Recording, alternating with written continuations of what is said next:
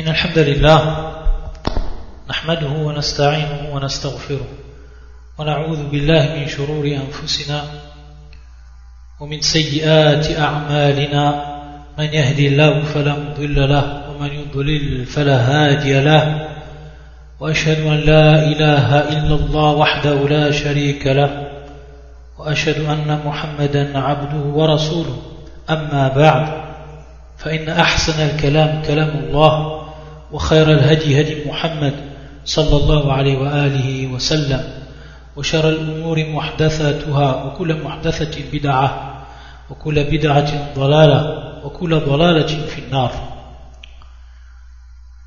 Donc, on commence aujourd'hui une nouvelle série de cours qui est basée sur l'explication du livre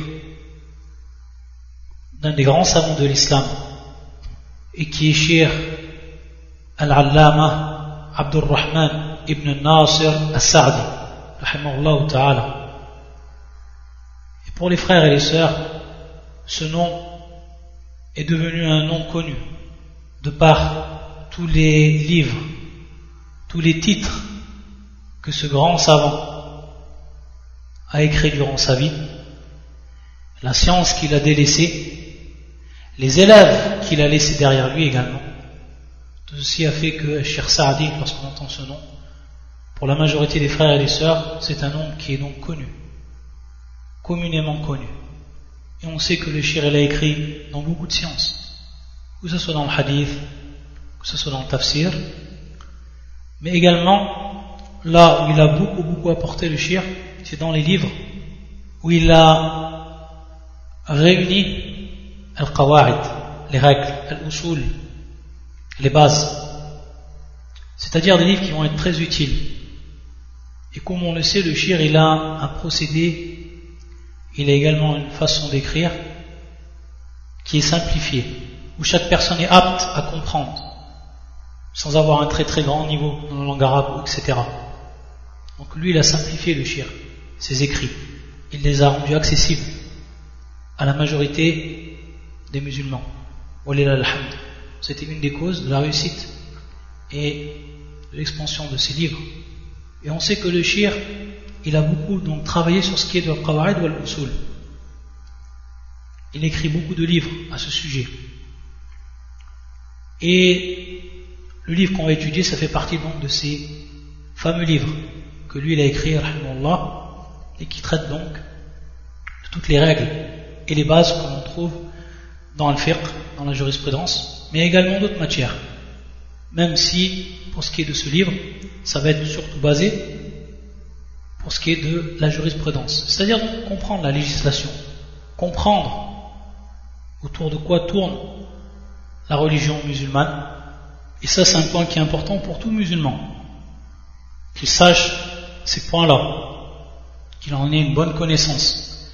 C'est un bien pour lui, car il a une meilleure vision de sa religion, il aura une meilleure connaissance de sa religion, et donc il en fera une meilleure application dans sa vie de tous les jours.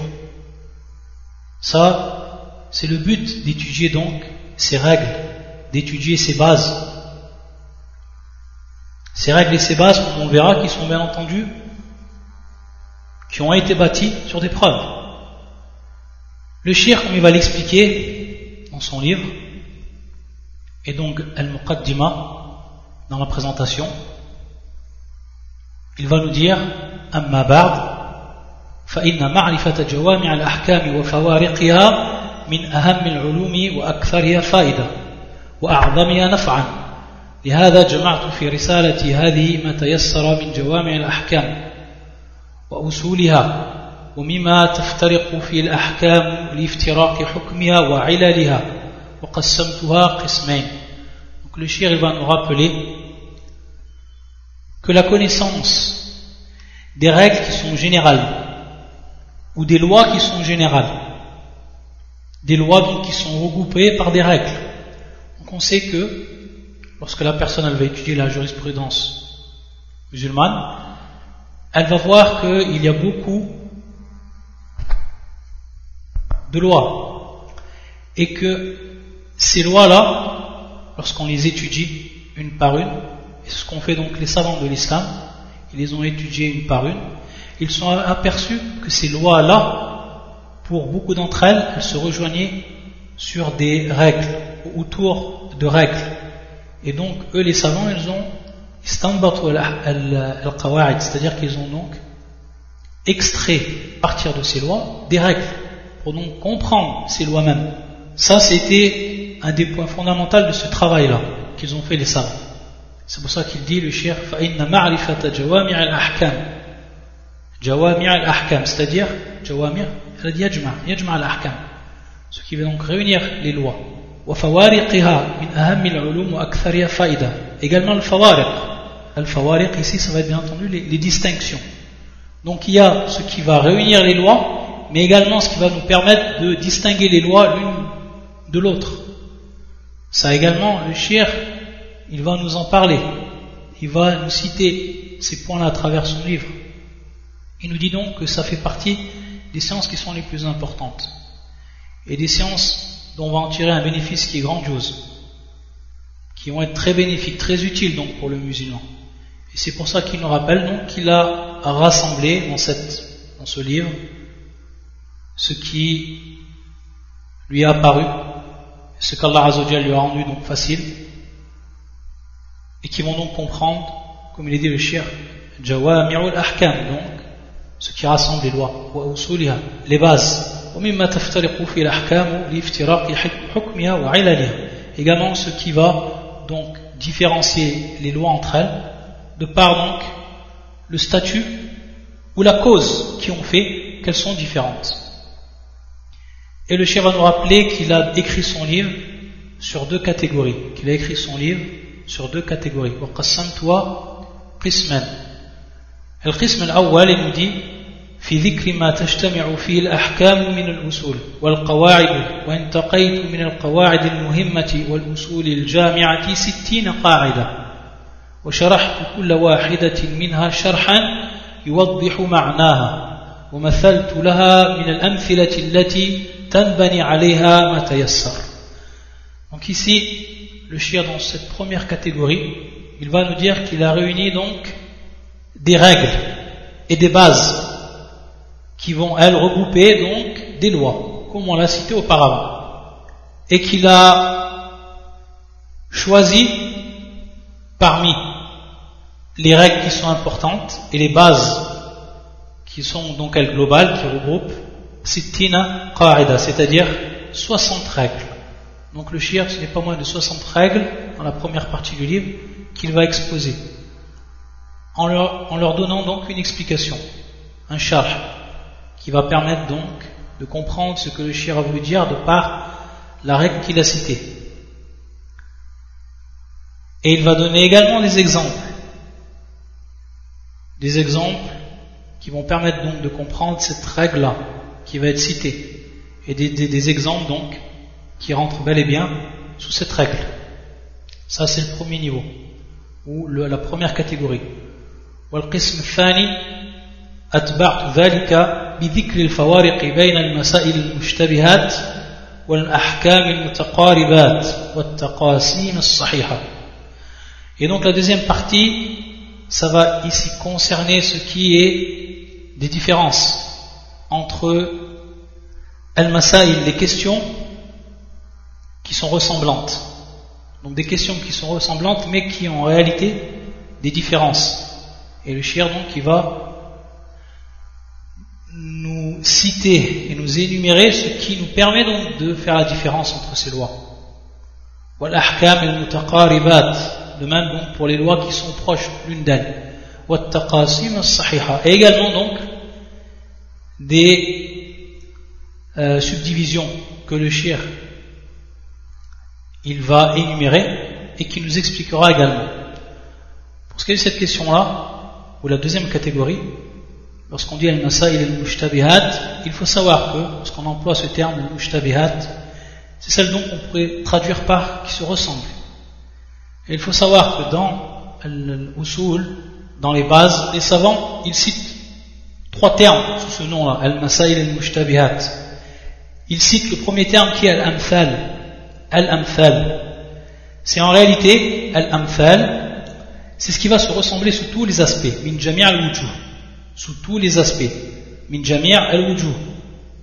C'est-à-dire, on va dire que ce livre, il est exactement le même que ce livre-là. Donc ça, c'est ce qu'on appelle l'amthal. Et donc ici, ça ne veut pas être voulu par le shir, parce qu'il dit bien bidhikr al-fawariq, c'est-à-dire donc les différences. Par contre, ce qui va rentrer dans cela, c'est les deux prochains termes qui rentrent dans ce terme, al-masail al-mushtabihat. Le deuxième terme qui est al-ashbah, bil-ha fil akhir. Al-ashbah. Ici, c'est qu'il va avoir donc une ressemblance sous la plupart des aspects, fi akthar al-wujuh, c'est-à-dire entre deux choses, entre deux règles ou entre deux lois, il va avoir sous la plupart des aspects une différence. Mais on va trouver certaines divergences ou certaines différences. Donc elles se ressemblent sous pratiquement tous les aspects, la majeure partie des aspects, mais sous quelques aspects elles ont une divergence ou une différence. Et donc ici c'est ce qui va entrer dans ce terme, car le cheikh nous a dit al-fawariq, les divergences, les différences, les distinctions. Et le troisième terme, c'est ce qu'on appelle an-nadha'ir. An-nadha'ir, ça c'est le troisième terme. Et ici ce sont donc les lois qui vont avoir une ressemblance sous quelques aspects, des aspects mineurs, le minimum de ressemblance. C'est-à-dire qu'elles vont avoir très peu de ressemblance, mais qu'elles vont avoir beaucoup de différences entre elles. Taïb, ça c'est ce qu'on appelle al-nadha'ir. Donc on a al-amthal, al-ashbah wa al-nadha'ir. Et tout ça, ça rentre donc fil masail al-mushtabihat. Ça donc c'est pour mieux comprendre ce que le shir a voulu par ce terme-là. Et ce que l'on comprend à travers donc les bases. Ce qu'on va citer également avant de rentrer dans l'explication du livre, c'est pour ce qui est de al-qawa'id. Al-qawa'id qui est le pluriel bien entendu de qa'ida. Ce terme donc on va retrouver. On va retrouver également le terme usul, qui est le pluriel de asl. Asl, qu'on traduit par base, et qa'ida qu'on traduit par règle. Pour ce qui est des règles, al-qawa'id, il faut savoir que al-qawa'id, comme on l'a dit peu avant, c'est pour, dans beaucoup de cas, une règle qui va donc être extraite de plusieurs lois. Et donc lorsque le savant, il a vu que ces lois-là, elles se regroupent autour d'une même règle, alors il en extrait cette règle et il la met en évidence. Taïb. Donc il se peut que la règle qu'on va étudier, c'est une règle qui est extraite. Et donc les termes qui ont été employés, c'est les termes que le savant, lui, l'a vu les plus appropriés. Ça, c'est une première partie des règles. Mais il se peut également qu'une règle, comme cela arrive pour certaines, ce sont tout simplement des termes prophétiques. C'est-à-dire que le prophète sallallahu alayhi wa sallam, il va dire une parole et cette parole, elle est globale et en réalité, elle est une règle en elle-même. C'est-à-dire que le savant ici, il a eu simplement à reprendre le terme du prophète sallallahu alayhi wa sallam qu'il a employé. Et à titre d'exemple, ce qu'on avait déjà vu lorsqu'on avait expliqué un des livres également de Cheikh Sardi, parmi donc les livres qu'il a écrits, rahimahullah, et qui regroupaient 99 hadiths, qui rentraient dans ce qu'on appelle Jawamir al-Kalim, c'est-à-dire donc les termes qui sont globaux du prophète sallam qu'il a utilisé dans ses paroles, à travers donc les hadiths. Un hadith qu'on avait vu, qu'on avait expliqué, qui est en réalité également donc ici une loi, ou arfan, qui est ici une règle, et qui est donc la parole du prophète sallam, la darar wa la dirar, la darar wa la dirar. Et donc ici c'est un terme directement qui est employé par le prophète sallallahu alayhi wa sallam. Et les savants ils en ont tiré de cela une règle, c'est-à-dire qu'ils ont pris le terme en lui-même et ensuite ils ont expliqué ce que voulait dire cette règle-là. Donc la darar wa la dirar, c'est un hadith du prophète sallallahu alayhi wa sallam, également une règle. Donc ici on pourrait la mettre dans la deuxième catégorie, là où ça a été pris directement de la parole du prophète, contrairement à la première catégorie où ça a été en réalité le choix des termes employés par le savant lui-même ou par les savants. Pour ce qui est du livre, si maintenant on voit qu'il y a 60 règles, donc ça va être un livre qui va être assez long.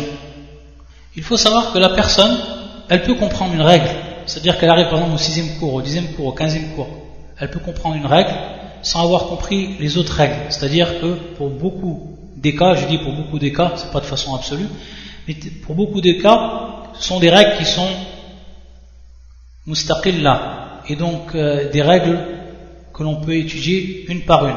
C'est-à-dire la personne, elle aura étudié une règle, elle l'aura compris. C'est pas obligé qu'elle étudie les règles qui sont avant pour avoir compris cette règle-là. Donc ça également, c'est un avantage. Ce sont des règles donc qui sont indépendantes. C'est-à-dire que même si on n'étudiait qu'une partie du livre, on aurait pris, alhamdoulilah, un minimum de règles, et c'est déjà une bonne chose. Ala kulli hal, pour ce qui est donc de ce livre, et on a vu l'introduction du shir, on a vu donc maintenant les deux catégories. La première catégorie, où il va nous citer donc al-qawa'id, dans un premier temps. Il va nous citer donc les règles.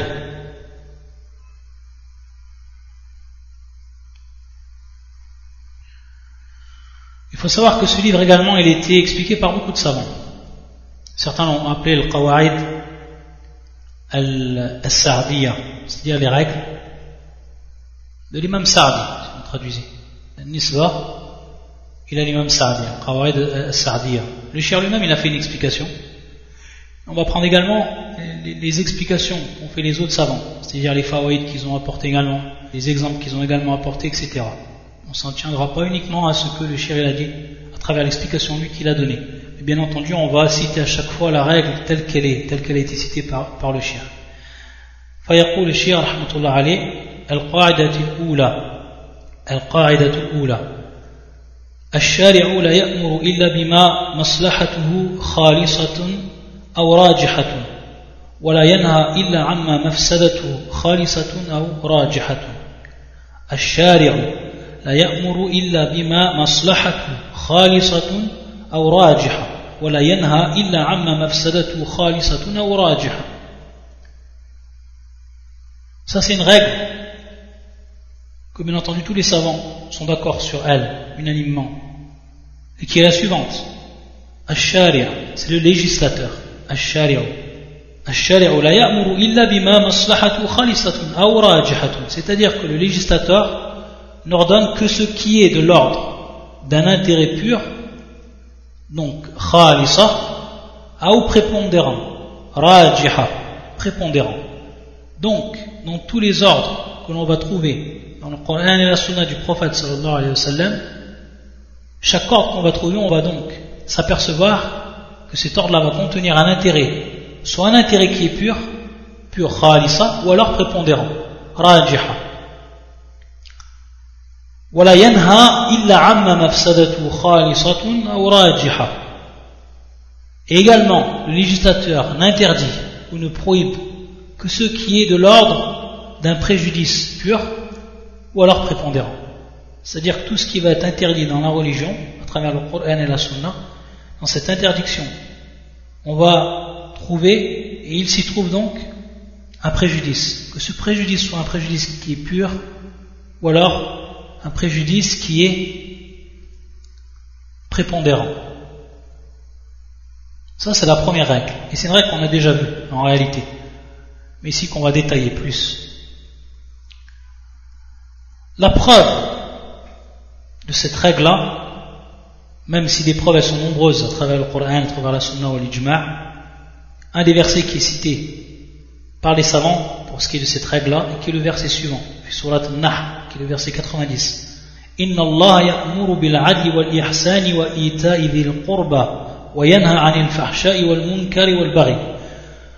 Donc certes, Allah commande l'équité, la bienfaisance et l'assistance aux proches. Et il interdit la turpitude, l'acte répréhensible et la rébellion. On voit ici qu'il y a un amr, donc un ordre, et qu'il y a un nahi, qui est donc une interdiction. Et lorsqu'on voit pour ce qui est de l'ordre, c'est l'adl, un terme qui est général ici, l'adl, la justice. La justice. Wal ihsan, et la bienfaisance. Et on avait déjà vu plusieurs fois, on aura l'occasion d'y revenir, pour ce qui est de la différence entre l'adl wal ihsan, également wa ita'i dhil qurba, l'assistance aux proches. Donc on voit que tous ces actes-là, et qui sont généraux, ça rentre bien entendu dans ce qu'Allah Azza wa Jalla il a ordonné. Et donc il y a ici une maslaha pour tous ces actes-là. Et au contraire, ensuite du verset, وَيَنْهَا عَنِ الْفَحْشَاءِ وَالْمُنْكَرِ وَالْبَغْيِ, c'est-à-dire qu'il va interdire al-fahsha, la turpitude, l'acte répréhensible, al-munkar et la rébellion, al-baghi. Donc tout ça, c'est bien entendu des choses où il y a un très grand préjudice, où s'y trouve un grand préjudice, et donc la religion, elle l'interdit. Donc à travers ce verset du Coran. Et c'est donc à partir de cela, pour la première partie du verset, qu'on va appeler ce qui nous prouve tahsil al-masalih, donc obtenir les intérêts. Et pour ce qui est de la deuxième partie du verset, darul mafasid, ce qui est donc de repousser tout préjudice pour l'homme et pour sa religion. À travers cette règle, on va voir donc qu'il y a à ce moment-là 4 catégories. 4 catégories. La première catégorie, c'est l'amr bil maslahati al-khalisa. Donc la première catégorie, c'est l'ordre. Et cet ordre-là, pour ce qui est d'un intérêt qui est pur. La deuxième catégorie, al-amru bil maslahati al-rajiha. Donc l'ordre pour ce qui est d'un intérêt qui est prépondérant. La troisième catégorie, al-nahi an al-mafsadati al-khalisa, c'est-à-dire donc une interdiction pour ce qui est d'un préjudice qui est pur. Et la quatrième catégorie, al-nahi an al-mafsadati al-rajiha, c'est-à-dire donc l'interdiction pour ce qui est d'un préjudice qui est lui prépondérant. Ici on va donner des exemples pour toutes les catégories, pour que ce soit clair. Pour ce qui est de al-masalih al-khalisa, les intérêts donc qui sont purs, parmi ce qu'ont cité les savants, al-iman billah, donc la foi en Allah Azzawajal, wa tawhidullah, et l'unicité d'Allah Azzawajal, al-ikhlasu lahu, avoir donc une pure intention envers Allah Azzawajal. Tout ça, bien entendu, c'est des masalih qui sont khalisa, qui sont pures. Maqsudatun bidhat, et elles sont voulues par elles-mêmes. Le fait de les concrétiser, c'est le but même. Ça, c'est la première catégorie. Pour ce qui est de la deuxième catégorie, parmi ce qu'on citait les savants, donc al-jihad fi sabilillah, c'est-à-dire la guerre sainte dans le chemin d'Allah Azzawajal. Ici, ça rentre ce qu'on appelle le masalih al-rajiha, c'est-à-dire un intérêt qui va être prépondérant. Sachant qu'à travers cet acte-là, on va pouvoir renforcer et donner la suprématie à la religion de l'islam. Fihi i'la'uddin wa tathbituhu, raffermir cette religion. Et également donc repousser la mécréance et ses gens. Dahrul kufri wa ahli. Et donc par cela, dans certains cas, on va être obligé donc de passer par ce qu'on appelle le djihad, sachant que il va avoir donc ici un qatl, c'est-à-dire un combat. Que dans ce combat, automatiquement, il va y avoir certaines mafsada ou mafasid. Mais lorsque on voit que al-masalih ici, c'est celle qui va être la plus importante, et donc rajiha, qui va être donc prépondérant, alors à ce moment-là, elle va être ordonnée. Et bien entendu ici, al-qital, c'est-à-dire le combat, ce n'est pas maqsudatun bidhat, c'est-à-dire ce n'est pas voulu en lui-même, contrairement à la première catégorie. Mais ici, ça va être donc un moyen, c'est-à-dire wasila. Ça va être donc ici un moyen. Et c'est pour ça qu'Allah Azzawajal, également dans son Coran, il nous cite, pour ce qui est du al-qital, al-jihad, kutiba alaykum al-qital wa kurhun lakum, surat al-Baqarah, qui est le verset 216. C'est-à-dire donc qu'on vous a prescrit al-qital, le combat, et il est pour vous désagréable, détestable, al-kur. Donc pour ce qui est de an-nufus, pour ce qui est des âmes, elles détestent donc ce combat, elles n'aiment pas ce combat en réalité, car il contient le mashaqqa, tout ce qu'il contient donc comme difficulté, etc. Mais lorsque on sait qu'il va y avoir à travers cela une maslaha qui va être rajiha, donc ici un intérêt qui va être prépondérant, non seulement dans cette vie d'ici-bas, également dans l'au-delà, alors ça va être ordonné par le législateur. Ça fait partie de ce qu'on appelle le masalih al-rajiha. Pour ce qui est de la troisième catégorie, et on rentre ici dans al-mafasid al-mafsada, al-mafasid, qui sont donc les préjudices. Parmi ce qui est cité et ce qui rentre dans ce qui est pur, donc un préjudice pur, al-shirk, c'est-à-dire l'associationnisme, le polythéisme, ayadan billah. Bien entendu, ça fait partie des plus grands péchés. Et on n'y trouve aucune maslaha, strictement aucun intérêt dans ce qui est du shirk. Et c'est pour ça que les savants l'ont mis dans ce qui s'appelle donc al-mafasid al-khalisa, ce qui est pur comme préjudice. Et donc, bien entendu, la religion donc l'a interdit. De même pour ce qui est de as-sihr, c'est-à-dire la sorcellerie. Également dans la sorcellerie, on ne trouve aucune maslaha. On trouve uniquement le mafsada, min jihat al-shara, bien entendu, pour ce qui est bien entendu de l'aspect de la religion. Ça c'est pour ce qui est de al-mafsada al-khalisa. Et ensuite la quatrième et dernière catégorie c'est al-mafasid al-rajiha, pour ce qui est des préjudices qui sont prépondérants. Et à titre d'exemple, comme dans ce verset du Coran qui fait surat al-Baqarah, qui est le verset 19, يسألونك عن الخمر والميسر قل فيهما إثم كبير ومنافع للناس. C'est-à-dire qu'il te demande à propos de l'alcool, al-khamr, ou al-maysir, donc tout ce qui rentre dans les jeux de hasard, etc. قل فيهما إثم كبير, c'est-à-dire qu'il y a à l'intérieur où il s'y trouve un grand péché. Mais en même temps, il se trouve également des avantages pour les gens. Et donc ici, on va s'apercevoir que pour ce qui est de al-khamr, même également le maysir, même s'il contient un certain intérêt par rapport à l'homme, bien entendu, pour ce qui est du commerce, pour ce qu'il fait du commerce avec, et donc l'argent qu'il va acquérir à travers cela, on va s'apercevoir que l'ith, il est akbar, c'est-à-dire que ici le péché il est bien plus grand. El mafsada takun a'dha, c'est-à-dire donc elle va être bien plus grande. Et on sait ce que l'alcool a comme effet négatif sur l'homme et les fléaux dont il est la cause. Ayadan billah. Et donc on voit ici que ça fait partie donc dans ce qu'on appelle mafasid al-rajiha.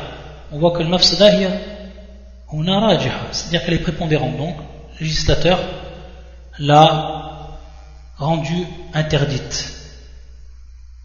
Sous cette règle, bien entendu, on va rappeler des masaïl, c'est-à-dire des questions qui viennent se poser par rapport donc à cette règle, pour encore donc mieux la comprendre et apporter donc des points supplémentaires. Il faut savoir que pour ce qui est de la parole du shir ici, lorsqu'il a rapporté cette règle, donc il est clair pour lui, et également pour beaucoup de gens de science, que mafsada qad takun khalisa, donc elle peut être pure. Certains savants ont dit qu'il n'existe pas, et qu'il ne peut exister réellement d'intérêts qui sont dits purs. D'intérêts qui sont dits purs.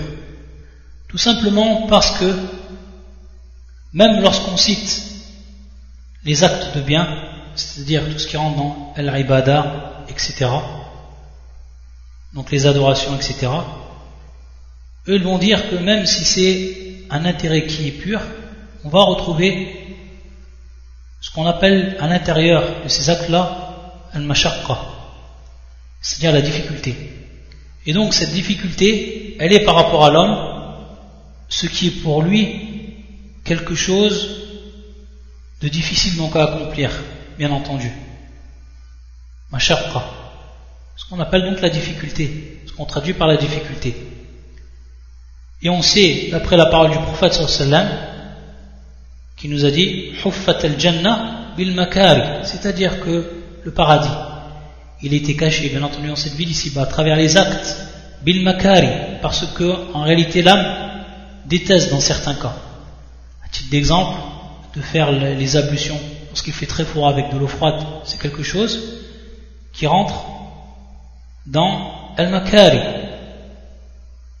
Taïb, c'est pour ça que le prophète sallallahu alayhi wa sallam, il a appelé cela fadhalikum al-ribat, fadhalikum al-ribat. Et donc ici il y a bel et bien une mashaqqa. Pour l'homme, ce n'est pas considéré comme un intérêt qui est pur ici, le fait de faire cette difficulté, pour obtenir ensuite donc cet intérêt. Et donc Ibn al-Qayyim rahmatullah alayh, dans son livre Iftahu Dar al-Sa'ada, dans ce livre il va expliquer en réalité, pour mettre en évidence les deux parties des savants, ceux qui ont dit qu'en réalité il y a al-maslahat al-rajiha, ceux qui ont dit qu'elle n'existe pas. Il dit tout simplement que si la personne elle veut bil mafsada, donc ici c'est des termes qui sont repris, s'il veut in urida bil mafsada, s'il veut donc par le terme al mafsada qui est le préjudice, al mashaqqa, donc la difficulté, alors il est clair qu'il n'y a pas fil wujud maslahatun khalisa. Si on part de ce principe là, alors on va comprendre qu'il n'y aura jamais une maslahat qui est dit khalisa, qui est pure. Par contre, si on veut, en l'acte lui-même, comme à titre d'exemple, l'ibada, c'est-à-dire les adorations, comme la prière, al-dhikr, etc., alors on va s'apercevoir que l'acte en lui-même, c'est bel et bien un intérêt qui est pur. Donc, il est clair qu'on ne va jamais trouver dans cela une mafsada. Donc, si on veut cet aspect-là, alors il est clair qu'il y a le maslahatul rajih. Et si on veut, par le terme donc mafsada mashaqqa, alors il est clair qu'il n'y a pas en réalité de maslahatun rajiha.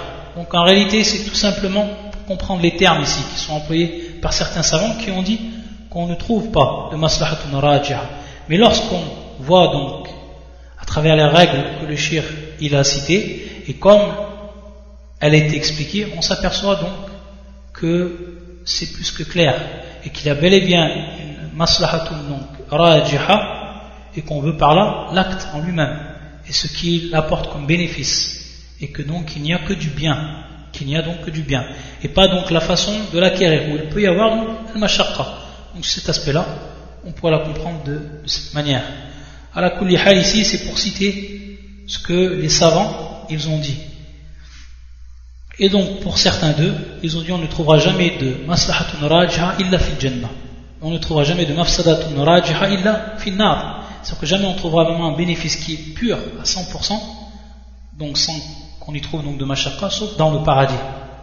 Ensuite, parmi les questions également qui sont citées sous cette règle-là, est-ce qu'il y a une cinquième catégorie? Et cette cinquième catégorie qui serait donc de l'ordre de l'égalité entre le maslaha et le mafsadat. Donc tasawat al maslaha wal mafsada. C'est-à-dire qu'elle serait donc égale. Et comme l'ont cité les savants, ça c'est quelque chose qui est strictement impossible et qui n'existe pas. Au contraire, la yaliqu bi hikmatillah. Au contraire, en réalité, à la sagesse d'Allah subhanahu wa ta'ala dans sa création. C'est pour ça que automatiquement, dans chaque chose, on va soit trouver un intérêt qui va être prépondérant, qui va donc prendre le dessus sur le préjudice, ou alors le contraire, on va trouver donc le préjudice qui va prendre le dessus sur l'intérêt. Mais jamais les deux seront égaux. On trouvera une égalité parfaite entre les deux. Également parmi les questions que l'on trouve, c'est qu'al masalih, également le mafasid, parce qu'on dit le terme donc ici al masalih, on va trouver qu'elles ont différentes maratib, c'est-à-dire plusieurs niveaux, comme l'ont cité les savants. C'est-à-dire le premier niveau qui est al masalih al-ulya, donc les intérêts qui sont du plus haut niveau. Et le deuxième niveau, ce qu'on appelle al-masalih al-fadila, donc des intérêts qui sont en dessous du premier niveau et qu'on appelle donc fadila. Et ensuite masalih mutawassita, c'est-à-dire des règles, des intérêts qui sont donc moyens, qui sont donc en troisième position. Et parmi ce qui est cité comme exemple et qui nous prouve cela, c'est un hadith du prophète sallallahu alayhi wa sallam, akhrajahu l'imam al-Bukhari fi sahih, un hadith Abu Huraira. Le prophète sallam il était questionné sur le meilleur des actes, ayyul amal afdal, c'est-à-dire il était questionné donc sur l'acte qui est le meilleur, ayyul amal afdal, qal iman billah wa rasulihi. Il a répondu le prophète sallallahu alayhi wa sallam, donc la foi en Allah azza wa jal et son prophète. Qil thumma madha, après cela, qu'est-ce qui vient après cela? Thumma. Donc on voit ici, c'est bien un ordre. Qil thumma madha. Donc ensuite, قال الجهاد في سبيل الله. Et ensuite, la guerre dans le chemin d'Allah Azza wa Jal. قيل ثم ماذا? On lui a demandé ensuite, qu'est-ce qu'il vient? قال حج مبرور, c'est-à-dire le pèlerinage qui va être accepté, mabrour, qui va être pieux, accepté, qui sera donc parfait. Donc on voit ici qu'il y a bien 3 niveaux. Et le premier niveau, comme l'a cité le prophète sallallahu alayhi wa sallam, al-imanu billah wa hadha a'zamu al-masalih, et afdaluha, c'est le plus fort des intérêts et le plus grand. Car on va retrouver à l'intérieur de cela tawhid Allah, le tawhid d'Allah Azza wa Jalla, al-ubudiyatu lahu. On va retrouver la soumission totale à Allah Azza wa Jalla. On va retrouver également tout ce qui rentre dans a'mal al-qulub, comme al-khashya, comme al-khawf, la peur d'Allah Azza wa Jalla, tawakkul, al-mahabba, etc. Et ensuite le prophète sallam, il a cité le jihad fi sabilillah. Et ensuite il a cité le prophète sallam, ce qu'on appelle donc al-hajj al-mabrour, donc qui va venir en 3e position. De même pour ce qui est de al-mafasid, on va trouver également ici 3 catégories. Et parmi ce qu'ont cité les savants comme preuve, c'est le hadith qui est rapporté également par l'imam al-Bukhari, mais également l'imam Muslim dans son authentique, le hadith Abdullah ibn Mas'ud. Lorsque le prophète sallallahu alayhi wa sallam, il a été questionné ici de manière contraire donc au premier hadith sur ce qui était de pire comme péché. Souila ayu dhanb a'zam, quel est le péché le pire? فقال النبي صلى الله عليه وسلم أن تجعل لله ندا وهو خلقك, c'est-à-dire que tu places un associé à Allah Azza wa Jal. أن تجعل لله ندا وهو خلقك, alors que c'est lui qui t'a créé. Donc ici le polythéisme. قيل ثم أي, et ensuite qu'est-ce qui vient après? قال أن تقتل ولدك خشية أن يطعم معك, que tu tues donc ton enfant de peur que il se nourrisse avec toi, qu'il prenne donc de ta subsistance. قيل ثم أي قال أن تزاني بحليلة جارك, c'est-à-dire donc tu fasses la fornication avec la femme de ton voisin. Donc ici on voit également qu'il y a à ce moment-là 3 niveaux, qui est donc ici en ce qui est de pire, c'est ashirku billah et tout ce que ça entraîne comme mafasid, ayadan billah. Également en 2e catégorie ici, c'est le fait de tuer les enfants, de peur donc qu'ils prennent nos subsistances, qu'on soit donc obligé de les nourrir. Et bien entendu ici, parmi les al-mafasid, qatl al-nafs bi ghayri al-haqq, de tuer donc une âme sans droit, etc. Et ensuite, dans la dernière des catégories, ici, donc le dernier des niveaux, c'est de faire la fornication. Mais la pire des fornications, de le faire avec la femme du voisin. Car on sait que le voisin il a un grand droit, haqqun azim, min al-ihtiram wa at-tawqir, etc. On doit lui donner donc un grand respect. Et on sait donc la place qu'a le voisin dans l'islam. Et donc lorsque la personne elle fait cet acte ignoble et donc elle trahit la personne, elle a trahi à ce moment-là la personne dont il devait lui donner un grand droit. Et c'est pour ça que c'était le pire. C'était donc considéré comme min anwa' az-zina al-akhbath al-a'zam, c'est-à-dire le pire des actes du zina, ayadan billah. Parmi les points également qui rentrent sous cette règle, c'est ce qu'on appelle al-ta'arud bayn al-hasanat. Lorsqu'il y a donc lorsqu'une opposition advient entre 2 actes de bien. Qu'est-ce que ça veut dire? C'est tout simplement lorsqu'on va avoir 2 actes de bien à faire et qu'on ne peut faire que l'un d'eux, c'est-à-dire soit on va faire l'un d'eux et on va donc délaisser un des 2 actes, ou alors on ne pourra les faire les 2 en même temps. Donc c'est tout simplement faire le choix entre 2 actes de bien ici.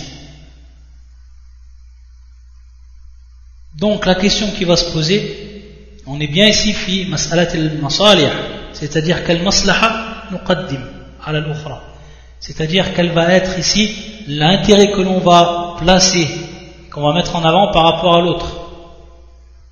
Et donc on va donner plusieurs exemples, parce que il va y avoir ce qui rentre dans al-wajib ou al-mustahab, ben al-wajibain, ben ce qu'on appelle également fard al-ayn, fard al-kifaya. Donc on va donner des exemples pour tout cela. Pour ce qui est de al-wajib ou al-mustahab, donc à ce moment-là, c'est clair que si la personne, entre deux actes, qu'elle a la possibilité de faire et qu'elle ne pourra faire en même temps, et qu'elle devra donc choisir au détriment d'un autre, si maintenant l'un de ces deux actes est wajib et l'autre est mustahab, fawa yuqaddim al-wajib, bien entendu. C'est-à-dire si l'un des actes est obligatoire et l'autre il est surrogatoire, donc à ce moment-là, il va mettre en avant ce qui est obligatoire. À titre d'exemple, si une personne elle est endettée, elle doit payer donc une dette, et qu'elle a réussi à récolter un minimum d'argent et qu'il lui vient l'occasion de faire une sadaqa, donc une aumône. Et on sait que bien entendu ad-dayn c'est ce qui est obligatoire. Même si la personne elle ne demande pas, c'est-à-dire maintenant j'ai demandé à une personne de l'argent, donc il est devenu mon créancier, et on s'est mis d'accord sur une date pour le remboursement. Lorsqu'elle advient cette date, il m'est obligé de rendre l'argent.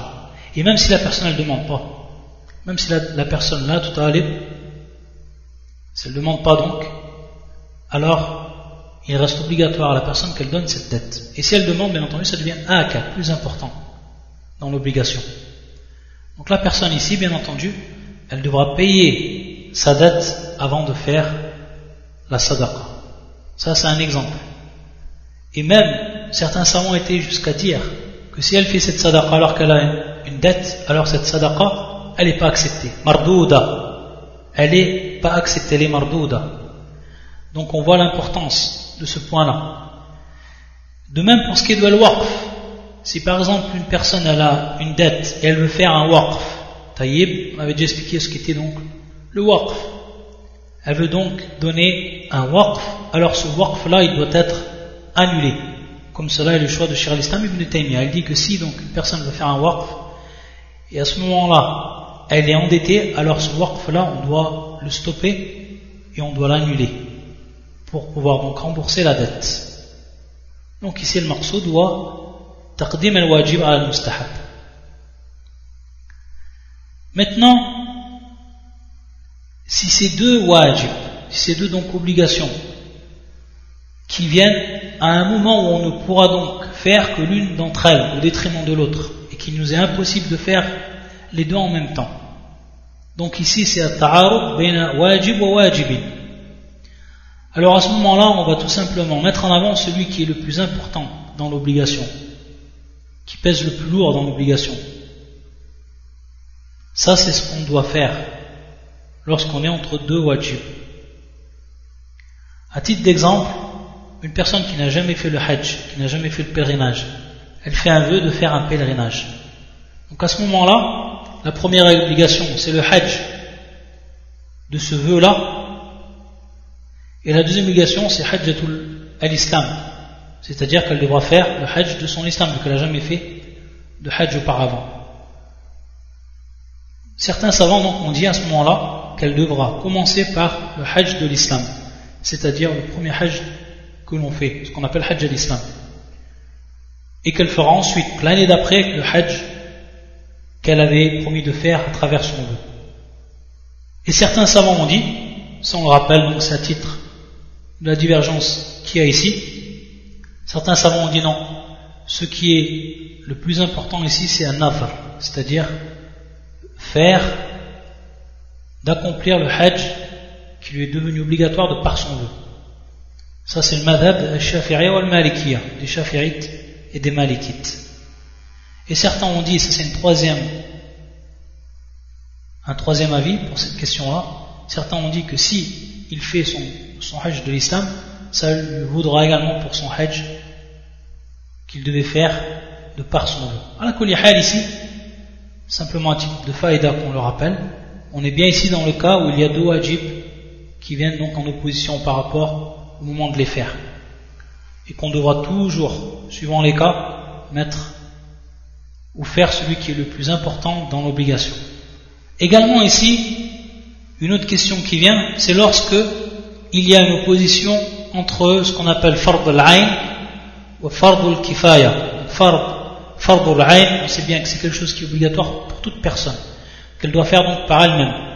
Chaque personne est responsable de le faire de par lui-même, cet acte-là. Par contre, fard al-kifaya, si une personne fait cet acte-là, alors yasqut al-wajib an al-akharin. C'est-à-dire une personne fait cette obligation, alors les autres n'auront pas à le faire. Comme par exemple l'adhan. Ou alors comme par exemple qu'il y a un imam. C'est-à-dire que la personne elle prie en tant qu'imam lorsqu'il y a une jama'a, etc. Donc ça c'est fard al-kifaya. Lorsqu'il y a ici ta'arud baina fard al-ayn et fard al-kifaya, c'est-à-dire qu'ils deviennent en même temps et que la personne ne pourra faire que l'un d'entre eux ou l'une d'entre elles, l'une des obligations, ou qu'elle devra faire l'une au détriment de l'autre. Ici les exemples qu'ils donnent les savants, c'est lorsqu'il y a le djihad ou fi sabilillah, donc la guerre dans le chemin d'Allah Azza wa Jal, mais que ça rentre fi fard al-kifaya, c'est-à-dire que ce djihad là il n'est pas devenu obligatoire pour tout le monde, mais qu'une partie doit le faire, et que la personne qui veut donc partir pour faire cette obligation, qui rentre donc fi fard al-kifaya, elle a une autre obligation qui est fard ayn ici, et qui est de s'occuper de ses parents. Birrul walidain, c'est-à-dire qu'il a deux parents qui sont très vieux et qu'elle est obligée de s'en occuper. Famada yuqaddim, yuqaddim bir al-walidain, c'est-à-dire donc qu'il va ici mettre en avant ce qui est fard ayn, ce qui est donc obligatoire pour lui et qui est de s'occuper de ses parents. Également parmi les questions qui sont citées, lorsqu'il y a un ta'arud baina sayyi'at, donc ici on est dans le domaine des préjudices, et l'exemple qui est donné à titre d'exemple, qat'u yad as-sariq, c'est-à-dire lorsqu'on coupe la main du voleur. On sait que lorsqu'on va couper la main du voleur, automatiquement il va avoir ici une mafsada, le fait qu'on a coupé cette main-là à cette personne, qui donc aurait pu lui servir pour plus tard. Mais lorsqu'on s'aperçoit le mal de ne pas le faire et de laisser donc le vol se propager dans la société, alors on voit que al-mafsada elle est encore plus grande, et c'est pour ça donc à ce moment-là que la législation elle a ordonné de couper la main du voleur. Donc il y a eu bel et bien ici ta'arud baina mafsadatayn, il y a eu donc une opposition entre deux mafsadas. Il y avait bien la présence de deux mafsadas ici, mais on a regardé ce qui était la plus grave des mafsadas, et donc on l'a mis en avant. Et donc à ce moment-là, pour ce qui est de l'exemple de couper la main du voleur, on coupe la main du voleur par rapport à la mafsada qui va être plus grande lorsqu'on laisse se propager dans la société le vol. Ayadan billah. Un autre exemple également qui va être donné, lorsqu'une femme elle vit dans un pays non musulman, dans une terre de mécréance, donc qui devient pour elle l'obligation de faire l'hijra, l'exil. Cette femme-là, qu'est-ce qu'elle doit faire si elle n'a pas de mahram? Donc on va s'apercevoir qu'il y a ici deux mafsadas. La première mafsada, c'est le fait de rester fi bilad al-kufr, en terre de mécréance, et donc que cette femme-là elle a peur pour sa religion, pour la pratique de sa religion, etc. Et l'autre mafsada, c'est si elle voyage, elle n'a pas de mahram, donc elle va voyager sans mahram. Et c'est bien entendu, c'est interdit dans la religion. Et donc ça représente bien une mafsada. Donc qu'est-ce qu'elle va ici mettre en avant? Elle va regarder bien entendu le mafsada al-akbar ou al-a'zam. Et qui va être la plus grande mafsada ici, c'est le fait donc de rester fi bilad al-kufr. Et donc d'être éprouvé dans sa religion, etc. C'est ça la plus grande mafsada. Donc elle va mettre en avant cette mafsada et donc la délaisser. Et donc faire la mafsada qui va être moindre et qui est le fait donc de voyager sans mahram. Ça c'est également un autre exemple qui rentre dans cette règle-là, sous cette règle-là. Pour ce qui est du dernier point, c'est que cet exemple qu'on a donné, ou les exemples qu'on a donnés, ce qu'on dit de mafsada, ce n'est pas toujours à la litlaq, ce n'est pas toujours absolu, dans ce que nous on pourrait croire, in'am. Et c'est pour ça que certains savants, comme l'imam Al-Izz ibn Abd al-Salam dans son livre Qawa'id al-Ahkam, il va nous citer certains cas où on ne peut appliquer cette règle de manière absolue. Il va nous donner l'exemple si des ennemis venaient assiéger une contrée musulmane et que si ces ennemis-là, ils demandaient donc à ceux qui sont à l'intérieur, ceux qui sont assiégés, de leur livrer certains musulmans, même si ce n'était qu'un musulman, afin qu'ils le tuent et qu'ils délaissent le siège et qu'ils retournent chez eux. Alors à ce moment-là, on pourrait voir qu'il y a une mafsada bien moindre qu'un musulman se fasse tuer, que la contrée continue à être assiégée et qu'il advienne le mal et qu'il advienne donc peut-être la mort de beaucoup d'autres musulmans. Et à ce moment-là, c'est-à-dire ici consensus des savants sur le fait que on ne doit donner ce musulman. L'autre exemple également qui est donné, qui est souvent cité, c'est lorsqu'un groupe de musulmans se trouve sur un bateau et que le bateau va couler du fait du poids, du lourd poids de tous les musulmans. Et que si on jetait à l'eau un ou deux musulmans ou certains musulmans, alors les autres resteraient en vie. Et que si on les laissait tous sur le bateau, alors tout le monde coulerait, tout le monde certainement mourirait. Et également, pour ce qui est de ce cas-là, on n'a pas le droit donc de jeter qui que ce soit parmi les musulmans, même une seule personne. Donc on voit en apparence que ces cas-là ne seraient pas appliqués par la règle qu'on a citée auparavant. Et parmi ce qu'on a cité, il y en a comme jawab, il y en a comme réponse, ce qu'a cité Ibn al-Qayyim, rahmatullah alayh, il a dit tout simplement que an-nufus mustawiyatun fil isma, c'est-à-dire que toutes les âmes, elles sont toutes égales devant leur caractère sacré, par rapport donc à la vie de cette âme-là, et la vie qui est donc sacrée, al-isma. On a le droit donc de tuer une personne pour sauver donc les autres, même si c'est un par rapport à un grand nombre. Ça c'est donc la raison qui était donnée. Également, ce qui rentre sous cette règle, qu'on est en face d'une maslaha et qu'on est en face d'une mafsada, et qu'on ne peut faire cette maslaha, qu'on ne peut obtenir donc cet intérêt qu'en faisant al-mafsada, qu'en faisant donc ce préjudice. Et l'exemple qui est le plus connu et qui est donné, c'est lorsque la personne, pour sauver sa vie, qu'elle se trouve à titre d'exemple dans une contrée désertique et qu'elle n'a devant elle qu'un animal mort, donc meïta, il lui est permis de manger donc ce mort, sachant que c'est interdit de manger le mort, al-meïta, akl al-meïta, c'est interdit dans la religion bien entendu. Mais dans ce cas-là, pour sauver sa vie, donc sauver sa vie c'est le maslaha, et manger le mort c'est al-mafsada. Mais dans ce cas-là, pour sauver sa vie, il aura le droit de manger de ce mort-là. Donc on va voir la nature de al-maslaha ou al-mafsada, et qu'ensuite on va mettre ce qui est le plus important en avant. Par contre, on peut donner également une image qui va être contraire à celle-là. Si par exemple une personne elle est malade, elle est très malade, est-ce qu'elle a le droit de se guérir avec une chose qui est interdite, par exemple al-khamr? Là ici, bien entendu, ça va être interdit de se guérir avec al-khamr, même s'il y a une maslaha à ce moment-là, même s'il y a un intérêt. Mais ici, al-mafsada va être bien plus importante, c'est-à-dire le fait de se guérir avec quelque chose qui est interdit. À titre d'exemple, ici al-khamr, car on sait qu'à l'intérieur de ce dawa, il y a des choses qui sont néfastes et donc un préjudice, et qui va être bien plus important du fait que ça peut être une cause de guérison si on le prend comme dawa, c'est-à-dire qu'on le prend comme remède. Ça également, c'est un des exemples qu'ont cité les savants. Un autre exemple qui rentre toujours sous cet aspect-là, c'est une personne où elle doit rentrer dans ce qu'on appelle le domaine de al-mafsada pour qu'elle concrétise une maslaha. À titre d'exemple, ad-da'watu ila Allah, c'est-à-dire prêcher, wal-amru bil ma'ruf wa an-nahy 'anil munkar, prêcher donc la religion et interdire le mal et ordonner le bien.